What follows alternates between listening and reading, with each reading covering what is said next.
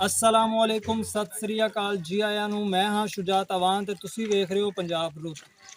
अज मैं मौजूद हाँ पिंड गागा जिहड़ा लाहौर शहर तो कम अज़ कम 25 ਤੋਂ 30 किलोमीटर की दूरी के उत्ते इंडिया पाकिस्तान के बॉर्डर के करीब एक पिंड हैगा वे।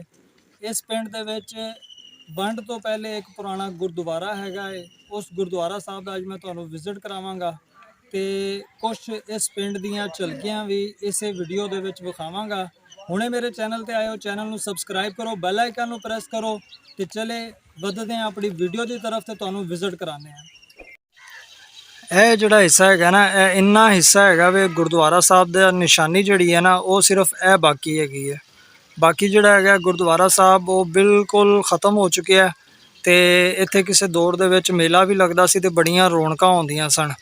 ते यह गागा पिंड जिहड़ा है ना, भी वंड तो पहले ज़्यादा आबादी इत्थे जिहड़ी है वो सिखां दी हैगी सी। ते उस तो बाद वो इत्थों माइग्रेट होके उत्थे चले गए ते उत्थों जिहड़े हैगे सन मुसलमान ते वो जिहड़े हैगे सन वो माइग्रेट होके इत्थे पिंड च आके वस गए।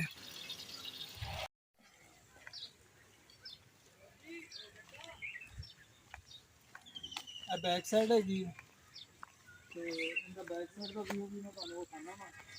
बहुत दा दरख्त लग्या ते अमूमन जिथे गुरुद्वारा साहब होंदे सन नाल नज़दीक बोर का दरख्त जिहड़ा है ना वो बहुत ज़्यादा वेख्या गया।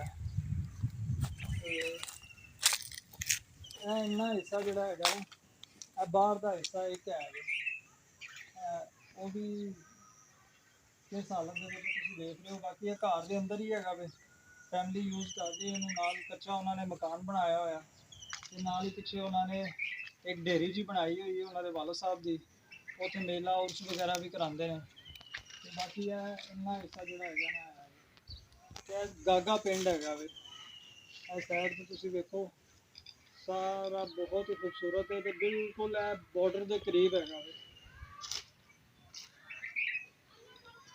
और सामने अली साइड ते दफा भी हैगी है। इत्थों हार्डली कोई 3 ਤੋਂ 4 किलोमीटर दूर बॉर्डर हैगा वे।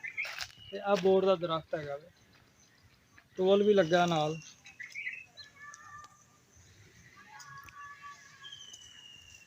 ये खूह की गहराई वेख पानी कितना मुड़से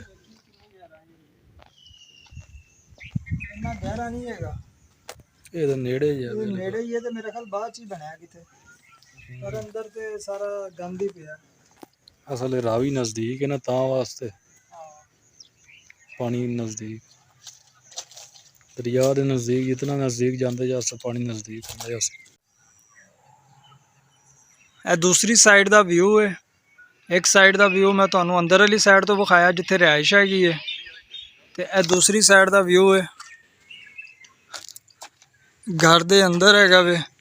ते ए हिस्सा जिहड़ा हैगा ना बस बाकी रह गया, बाकी सारा हिस्सा जिहड़ा वो ख़त्म हो चुकिया।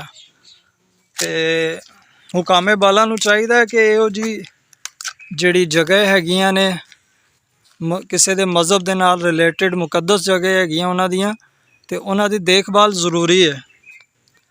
ते इनकी जिहड़ा हैगा ना देखभाल होनी चाहिए है। ये तो बिल्कुल ख़त्म हो चुकिया हैगा। तुहानूं मैं अंदर वाली साइड भी विखाई है ते अंदर वाली साइड तुसीं वेख ली है ते बाहर वाली साइड जिहड़ा है ना तुहानूं विखा रहे हैं एक साइड तो बिल्कुल ना होने के बराबर है। बस फ्रंट के उत्तों जिहड़ा हैगा ना तुहानूं नज़र आएगा यह वाली दीवार जिहड़ी है। इस दीवार तो तुहानूं लग रहा है कि यार गुरुद्वारा का ना जिहड़ा हैगा बाहर का हिस्सा हैगा। एक दूसरी साइड भी डिग्गी हुई है, उस तो सामने वाली भी है, तो लैफ्ट साइड भी जिहड़ी है ना वो सही है, पर उनके नाल कच्चा कोठा बनाया जिहड़े लोग फैमिली इत्थे रह रहे हैं जिहड़े भारत चो माइग्रेट हो के इत्थे मुसलमान आए सी। गागा पिंड दे विच मैं मौजूद हाँ। हुणे जिहड़ा गुरुद्वारा तुहानूं विजिट कराया इनकी थोड़ी जी डिटेल मैं तुहानूं शेयर करांगा। मेरे नाल इत्थे भाई हैगे ने, मेरे मकामी हैगे ने इत्थे, ते इन्हां कोलों इनकी थोड़ी जी डिटेल पुछने हैं। अस्सलाम वालेकुम भाईजान, अपना नाम? मेरा नाम आबिद है। आबिद अली। हाँ जी। आबिद अली भाई है जिहड़ा गुरुद्वारा साहब इत्थे मौजूद है इनकी कोई थोड़ी जी हिस्टरी दसोगे कि वंड तो पहले दा हैगा वे या इनकी थोड़ी हिस्टरी? ते इत्थे गागा पिंड दे विच ਵੰਡ ਤੋਂ ਪਹਿਲੇ ਸਿੱਖ ਲੋਕ ਆਬਾਦ ਸਨ, ਅਗਰ ਹੈ ਸਨ ਤੇ ਕਿੰਨੀ ਤਾਦਾਦ ਦੇ ਵਿੱਚ ਸਨ, ਕੋਈ ਇਹਦੀ ਮਾਲੂਮਾਤ ਹੈ ਤੁਸੀਂ ਸਾਡੇ ਨਾਲ ਤੇ ਨਾਜ਼ਰੀਨ ਨਾਲ ਸ਼ੇਅਰ ਕਰੋ। ਠੀਕ ਹੈ ਜਨਾਬ। ਪਹਿਲਾਂ ਨੇ ਬਹੁਤ ਅਰਸੇ ਦਾ ਹੀ, ਯਾਨੀ ਕਿ ਜਦੋਂ ਤੱਕ ਮੇਰੀ 26 ਸਾਲ ਯਾਨੀ ਕਿ 36 ਸਾਲ ਉਮਰ ਹੈ, ਤੇ ਉਸ ਤੋਂ ਪਹਿਲੇ ਯਾਨੀ ਕਿ ਅਸੀਂ ਇਹਨੂੰ ਜਦੋਂ ਵੇਖਿਆ ਨਾ ਇਹਨੂੰ ਆਬਾਦ ਯਾਨੀ ਕਿ ਇਸ ਤਰ੍ਹਾਂ ਹੀ ਵੇਖਿਆ, ਤੇ ਉਸ ਤੋਂ ਪਹਿਲੇ ਸਾਡੇ ਵੱਡੇ ਦੱਸਦੇ ਨੇ ਕਿ ਇਹ ਬਹੁਤ ਪੁਰਾਣਾ ਹੈਗਾ ਹੈ। ਤੇ ਉਸ ਤੋਂ ਬਾਅਦ ਜਨਾਬ ਵੀ ਇੱਥੇ ਸਿੱਖਾਂ ਦੀ ਜਿਹੜੀ ਪੂਰੀ ਯਾਨੀ ਕਿ ਪੂਰੀ ਤਾਦਾਦ ਦੇ ਵਿੱਚ ਰਹਿੰਦੇ। ਮਤਲਬ ਕਿ ਜ਼ਿਆਦਾ ਤਾਦਾਦ ਅਗਰ 100 ਬੰਦੇ ਨੇ ਤੇ 80 85 ਬੰਦੇ 90 ਬੰਦੇ ਸਿੱਖ ਹੈ ਦੱਸਦੇ ਸਨ। ਹਾਂਜੀ ਬਿਲਕੁਲ ਇਸ ਤਰ੍ਹਾਂ ਹੀ ਹੈਗੇ ਸੀ। ਤੇ ਇਹ ਗਾਗਾ ਪਿੰਡ ਜਿਹੜਾ ਹੈਗਾ ਬਾਰਡਰ ਤੋਂ ਕਿੰਨਾ ਕਰੀਬ ਹੈਗਾ? ਇਹ ਤਕਰੀਬਨ 10 ਤੋਂ 11 12 ਕਿਲੋਮੀਟਰ 10 ਤੋਂ 12 ਕਿਲੋਮੀਟਰ ਹੈ, ਨਾਲ ਇੰਡੀਆ ਦਾ ਬਾਰਡਰ ਹੈ। ਇਹ ਜਿਸ ਕੰਡੀਸ਼ਨ ਚ ਹੋਣਾ ਹੈਗਾ ਵੇ, ਤੁਸੀਂ ਬਚਪਨ ਤੋਂ ਇਸੇ ਕੰਡੀਸ਼ਨ ਚ ਵੇਖਦੇ ਆਏ ਹੋ ਜਾਂ ਨਾਲ ਹੋਰ ਥੋੜਾ ਜਿਹਾ ਹੈ ਸੀ ਬਾਅਦ ਟੁੱਟ ਭੱਜ ਹੋਈ ਹੈ? ਹਾਂਜੀ ਇੱਕ ਬਿਲਡਿੰਗ ਪੂਰੀ ਹੈਗੀ। ਪੂਰੀ ਬਿਲਡਿੰਗ ਹੈ? ਹਾਂਜੀ ਸਾਈਡਾਂ ਤੇ ਬਾਉਂਡਰੀ ਵਾਲ ਤੋਂ ਲੈ ਕੇ ਅੰਦਰ ਬਿਲਡਿੰਗ ਹੈ। ਇੱਕ ਹੀ ਤੇ ਇਹ ਕਮਰਾ ਪਿਆ ਸੀ ਜਾਂ ਨਾਲ ਹੋਰ? ਨਹੀਂ ਹੋਰ ਵੀ ਕਮਰੇ ਹੈਗੇ ਸੀ, ਬਹੁਤ ਸਾਰੇ ਕਮਰੇ ਸੀ ਇਹਦੇ ਵਿੱਚ। ਤੇ ਡੈਕ ਡੁੱਕ ਬਾਅਦ ਗਿਆ। ਚ ਲਾਜ਼ਮੀ ਗੱਲ ਹੈ ਉਹ ਮਤਲਬ ਕਿ ਕੇਅਰ ਨਹੀਂ ਹੋਈ ਤੇ ਉਹਨੇ ਡਿੱਗਣਾ ਹੀ ਸੀ। ਅੱਛਾ, ਇਹ ਜਿਹੜਾ ਗੁਰਦੁਆਰਾ ਸਾਹਿਬ ਹੈ ਇਹਦੇ ਨਾਲ ਪਹਿਲਾਂ ਬੋਰਡ ਦਾ ਦਰਖਤ ਵੀ ਹੈਗਾ ਵੇ, ਬਹੁਤ ਪੁਰਾਣਾ ਹੈ, ਲੱਗ ਰਿਹਾ ਉਹ। ਨਹੀਂ ਉਹ ਤਕਰੀਬਨ 10 ਤੋਂ 15 ਸਾਲ ਉਮਰ ਹੈ, ਬੱਚਾ ਹੈ। ਅੱਛਾ, ਤੁਸੀਂ ਬਾਅਦ ਚ ਬਣਿਆ ਹੈਗਾ ਬੋਰਡ ਦਾ ਦਰਖਤ, ਤੇ ਨਾਲ ਜਿਹੜਾ ਖੂਹ ਹੈਗਾ ਟੂਲ ਹੈਗਾ ਉਹ ਵੀ ਬਾਅਦ ਚ ਲੱਗਾ? ਹਾਂਜੀ ਉਹ ਵੀ ਪੁਰਾਣਾ, ਲੇਕਿਨ ਉਹ ਬੋਰਡ ਤੋਂ ਜ਼ਿਆਦਾ ਪੁਰਾਣਾ ਹੈ, ਲੇਕਿਨ ਬੋਰਡ ਜਿਹੜਾ ਯਾਨੀ ਕਿ 15 ਸਾਲ ਉਮਰ ਹੈ। ਠੀਕ ਹੈ, ਤੇ ਜਿਹੜਾ ਟੂਲ ਹੈਗਾ ਵੇ ਜਾਂ ਖੂਹ ਹੈਗਾ ਵੇ ਇਹ ਵੰਡ ਤੋਂ ਪਹਿਲੇ ਦਾ ਹੈਗਾ ਜਾਂ ਬਾਅਦ ਚ? ਨਹੀਂ ਇਹ ਬਾਅਦ ਆਇਆ, ਲੇਕਿਨ ਹੈ ਪੁਰਾਣਾ।